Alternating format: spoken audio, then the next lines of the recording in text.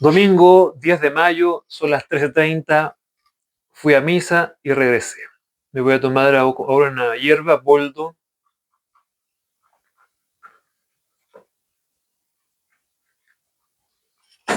y voy a comenzar con una reflexión, poema de el padre Hurtado, que se titula La justicia.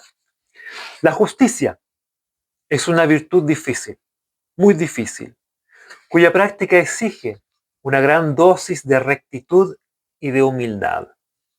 Hay mucha gente que está dispuesta a hacer obras de caridad, a fundar un colegio, un club para sus obreros, a darles limosnas en sus apuros, pero que no puede resignarse a lo único que debe hacer, esto es, a pagar a sus obreros un salario bueno y suficiente para vivir como personas. Hay quienes gozan en abrumar con su bondad a sus inferiores, pero les niegan la más elemental justicia. Y luego se asombran que sus empleados no aprecian todo lo que su bondadoso patrón hace por ellos, que a pesar de todos sus esfuerzos sean ingratos y descontentizados, aunque parezca paradójico. Es más fácil ser benévolo que justo, pero benevolencia sin justicia no salvará el abismo entre el patrón y el obrero, entre el profesor y el alumno, entre marido y mujer. Esa benevolencia, fundada sobre una injusticia, fomentará un profundo resentimiento. Al que se siente superior, le halaga tomar una actitud paternal, porque le da una delicada sensación de mando. La simple justicia destruye esa sensación y lo coloca en pie de igualdad con los que estima más inferiores. Pero el hombre, el obrero particularmente, no quiere benevolencia sino justicia, reconocimiento de sus derechos, de su igualdad de persona. Ningún otro sustituto lo puede satisfacer. Y este video va dedicado a comentar comentarios de parte de Derek-H-360 hace un par de días. Y voy a leer el comentario que me deja, que es muy, muy bueno. Interesante reflexión. Esto concerniente al video titulado La batalla cultural no existe, video 3. Interesante reflexión, me dice Derek. ¿Tú crees que el progresismo se basa principalmente en pensadores como John Rawls? En lo personal, en lo que concierne a mí, yo no soy un academicista, tampoco un intelectualista. Yo soy un contraacademicista, contraintelectual. Y lo mío no es meterme en la creencia política de alguien para determinar si es apropiada o no para un determinado país o una determinada sociedad. Son creencias políticas. Y Derek continúa. En Chile pareciera haber una capa de ideología rawlsiana predominante en la centro derecha y la izquierda, pero en la izquierda radical se mezcla con teoría marxista, creando un marxismo progresista. No me queda claro si este nuevo fenómeno es más bien utilitario, en el sentido de que se usa como disfraz del autoritarismo inherente al marxismo, o si los seguidores de estas olas de ideas son genuinamente así o viven en una confusión ideológica ambigua. Mi respuesta, o más bien comentario a esto, es que creo que demasiado concepto teórico, filosófico e ideológico nos lleva a confundirnos más. Ya, como lo dije inicialmente, yo soy un contraacademicista. Yo no me meto, no me interesa, aunque sea muy interesante y entretenida la ideología, la filosofía, son sistemas de creencias. Y los sistemas de creencias en la mente de algún académico siempre son perfectos. Funcionan súper bien, pero omiten el comportamiento humano, la condición humana. Los seres humanos no nacen buenos, no son buenos por naturaleza, no son bondadosos y tampoco se corrompen. Tienen una intrínseca necesidad de sobrevivir y están dispuestos a todo. Todo cuanto van aprendiendo les sirve para poder sobrevivir. Y con respecto a la izquierda, a la derecha, o si ciertas ideas predominan en la centro derecha, en la centro izquierda, yo creo que tenemos que compartir, hacer una reflexión acerca de lo siguiente. Tenemos las ideologías o los pensamientos filosóficos, doctrinas, lo que sean, ideas puras, perfectas en la mente de alguien. Por otro lado, tenemos la realidad social o la cuestión social. Y que a esta altura yo creo que deberíamos hablar de la cuestión eco-tecno-social. Las problemáticas sociales sí, pero considerando a su vez la problemática ecológica, entendiendo elementos territoriales, elementos de la naturaleza propios, que son el lugar, el territorio, no tan solo de recursos naturales, sino que también el territorio donde se ejercen las libertades, los derechos, en donde se puede identificar la división del trabajo y se puede identificar los grados de autopropiedad individual. Y el elemento tecnológico, que el elemento tecnológico ha realizado un gran aporte a la sociedad. El elemento tecnológico ha permitido visualizar aún más la individualidad de los individuos y ha permitido que aflore aún más los problemas estructurales, sociales, mediante los medios de comunicación. Y ese desarrollo tecnológico que uno puede discutir, que es discutible, cuestionar, pero están involucrados y están relacionados con estos problemas sociales que son propios de la humanidad. La desigualdad, la pobreza, la escasez de recursos, todo aquello que esté relacionado. Entonces tenemos la cuestión eco-tecnosocial, bien amplio. Ya no es solo una cuestión social, es una cuestión eco-tecnosocial. La tecnología y el ambiente, la geografía, la naturaleza están involucrados.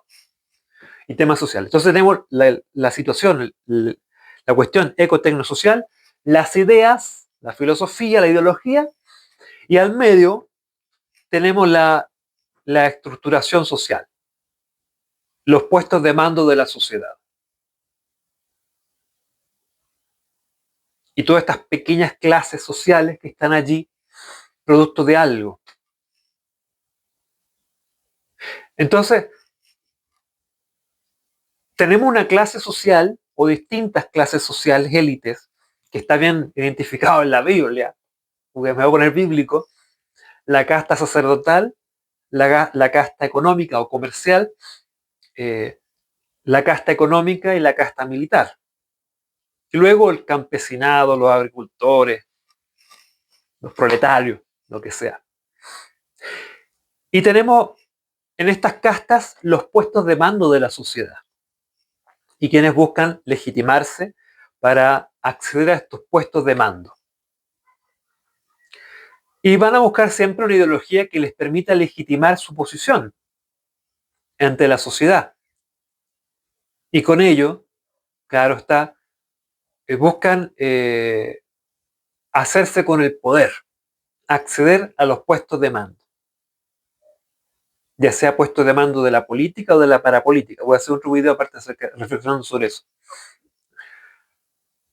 Y tenemos la ideología que les da, claro, un argumento, que les permite analizar la situación del país, de la sociedad, y realizar planteamientos, realizar propuestas, todo desde esas ideas perfectas y que son puras, o sea, toda la ideología marxista, todo lo que es la ideología marxista, toda la ideología liberal, de todo tipo de interpretaciones, son ideas perfectas, porque están en el mundo de las ideas. El único problema es que existen los humanos. Y cuando la gente quiere poner en marcha ideas políticas con el objetivo de mejorar, de hacer justicia, ¿ya? Justicia social o justicia económica, o democracia, promover la democracia social o la democracia económica, vemos las contradicciones en las que se van descubriendo, ¿ya? La ambición de poder, la codicia, la vanidad, la usura.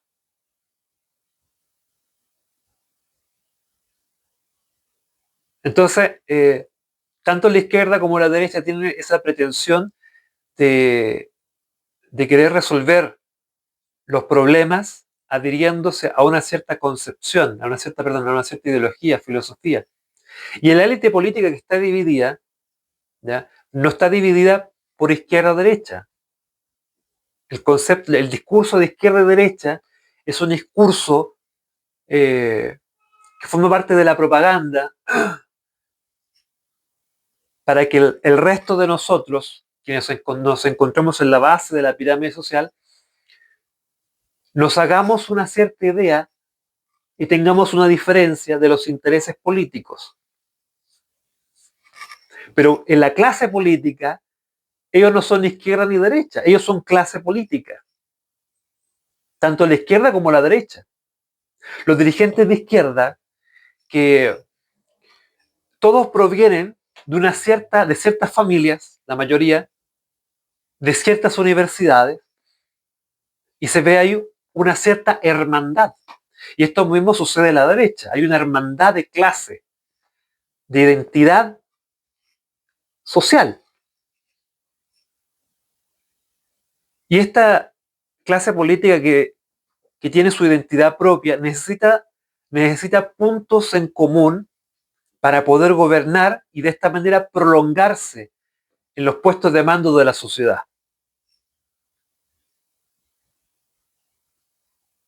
Y ellos requieren de un discurso. John Rawls, no soy bueno para el inglés, se convirtió en ese punto de encuentro, las propuestas que él tiene para esta clase política de centro derecha y de centro izquierda. Nada más que eso. Esto, en mi perspectiva, es una interpretación personal.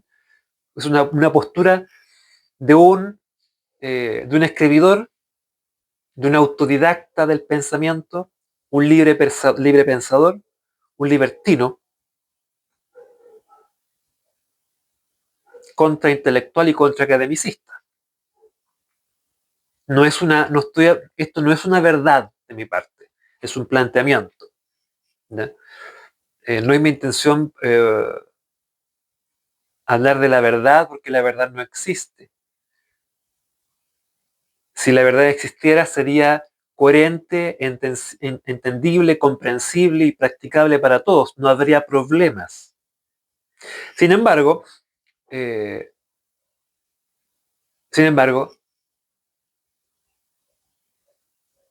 hay un elemento que, en mi opinión,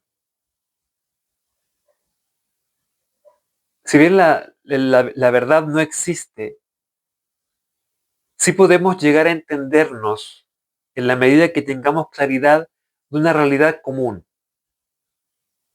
El problema es que esa realidad común es muy difícil de poder comprenderla, partiendo de la base que existen distintas clases sociales, distintos estratos sociales, y la clase dirigente tiene sus propios intereses por prolongarse en esos puestos de mando,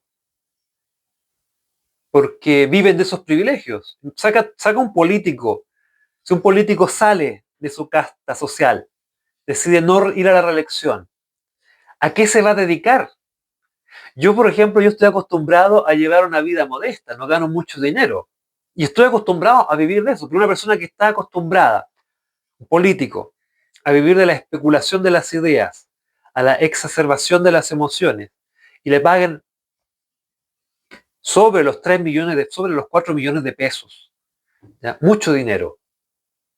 Tiene empleados, se puede dar gustos, puede mejorar su casa. Obviamente que le va a costar hacer un cambio de vida. Entonces ellos van a mantenerse en ese circuito, se van a apoyar entre ellos, tanto de izquierda como de derecha. Y los intelectuales o filósofos como John Rawls me da la impresión de que no están muy conscientes de la condición humana de las emociones. Y menos de los políticos. Los políticos no están muy interesados ni siquiera de su propia emocionalidad. Y eso me preocupa, Porque si la idea es poner en marcha un ideario político, ideológico, filosófico que aparentemente nos va a garantizar una estabilidad, progreso, desarrollo social, cultural en todo ámbito, preocupémonos por formar a buenos ciudadanos, a ciudadanos que puedan desarrollar una madurez emocional, que puedan dejar de lado el resentimiento o el miedo. Porque la izquierda se caracteriza no por ideas políticas, no por una ideología. Los dirigentes políticos se han especializado en encender la emocionalidad de la gente. La izquierda se especializa en el resentimiento social, la derecha en el temor social, en el miedo.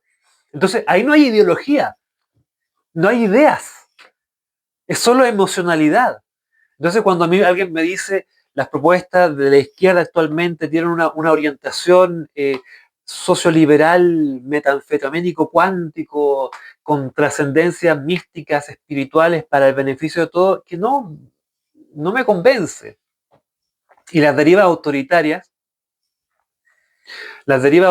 son propias de la inmadurez de los dirigentes políticos.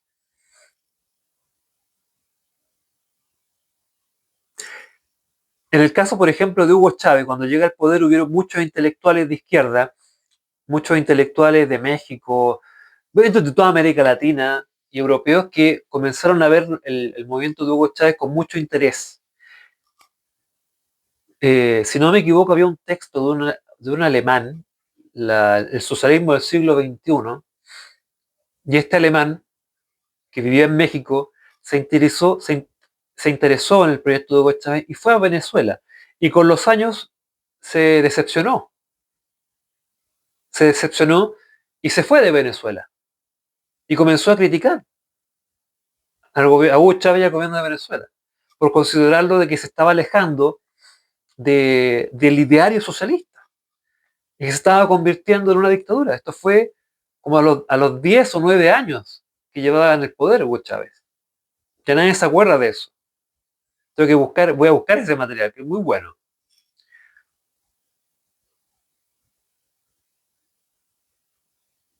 Y la clase política, entre ellos se vuelven cómplices de muchas cosas, de muchas actitudes. Entonces, que son dañinas, ¿ya? Que corroen, que dañan la emocionalidad de los ciudadanos. Por lo tanto, yo no creo mucho de que aquí hay un problema ideológico, una confusión ideológica con respecto a hacia dónde van. Yo creo que no hay una confusión, hay una incoherencia. Es como, es como como las personas. Uno tiene que aprender también a conocerse. ¿Cuáles son tus intenciones en política? ¿Qué es lo que realmente quieres hacer en política? Por qué vas a participar en política? ¿Tienes una vocación de servicio público o tienes la ambición de llegar al poder para cumplir tu propósito, ¿ya? Que es forzar la realidad de un país a tu concepción ideológica, dejando de lado elementos culturales que son relevantes. Cuando Carlos Marx comenzó a elaborar sus ideas, él esperaba una revolución proletaria en Alemania e Inglaterra, porque Alemania e Inglaterra, para él, eran los países en donde se había desarrollado una clase proletaria. Pero la revolución no se produjo en Alemania ni en Inglaterra, se produjo en un país campesino, Rusia, que ni siquiera estaba industrializado.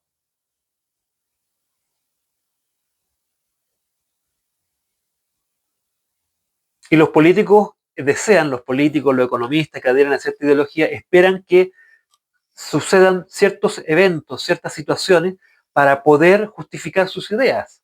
Quieren forzar la realidad a su propia ideología. Y esto no tan solo sucede en la izquierda, esto también sucede en la derecha. Entonces hay una inconexión, no hay una conexión entre la realidad de estos pensantes, de estos intelectuales, y lo que sucede en las dinámicas sociales de un país, de una sociedad. Esto sucede en nosotros, en nuestro cuerpo. Mis necesidades corporales, mis necesidades afectivas y mis necesidades mentales, y también mis necesidades o inquietudes espirituales que yo tenga. Yo puedo ser una persona bastante bondadosa, llevar una vida, a lo mejor aspirar a llevar una vida religiosa, pero tengo necesidades mundanas que estoy reprimiendo. Las reprimo tanto que llega un punto que exploto, tengo una crisis existencial profunda. Eso sucede en la política. Hay crisis existenciales. No se sabe, quieren hacer algo, pero en la práctica hacen lo contrario a lo que sucede en la realidad. Entonces yo creo que el problema no es de carácter ideológico, no hay una confusión ideológica.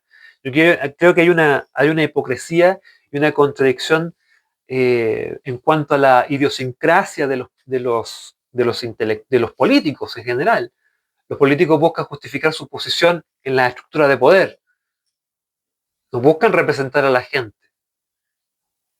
Y no lo digo de manera pesimista, es la constatación de un hecho, de un comportamiento social humano que prevalece constantemente. Yo creo que John Rawls, he leído algunas cosas, artículos, algo de detalle, no me entro a estudiar el tema, es como tratar de estudiar la Biblia.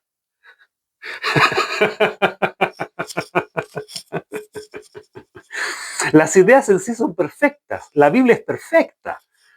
Ahora, si tú quieres adaptar tu vida a los preceptos de la Biblia, te va a llevar a una crisis. La derecha quiere construir un país desde sus ideas. La izquierda hace lo mismo. Pero las ideas no encajan con el problema real de la sociedad. Y recién estamos viendo esos problemas. Y está muy involucrado en la geografía, el tema de la naturaleza, el tema ecológico, del medio ambiente, y los temas tecnológicos. Más en considerar el cambio de mentalidad de un pueblo, de la idiosincrasia de un pueblo. Hay un cambio cultural que se está produciendo y que no fue iniciado por la izquierda ni por la derecha. Es un cambio cultural que estamos viviendo desde el desarrollo tecnológico capitalista que predomina en nuestra sociedad. Hasta los 2000, este era un país netamente conservador y provinciano.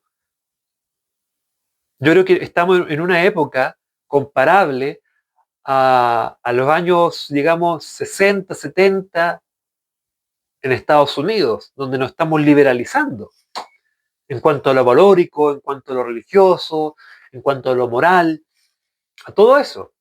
Entonces los políticos todavía están pensando, y esto es triste porque los políticos jóvenes están pensando con ideas de viejos, con un paradigma del pasado.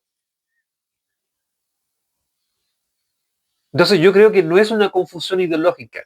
Aquí hay una confusión, hay una ignorancia y un desprecio acerca de la condición humana y acerca del origen de clase de muchos de estos dirigentes, sobre todo de izquierda y de derecha también. Esa es mi opinión.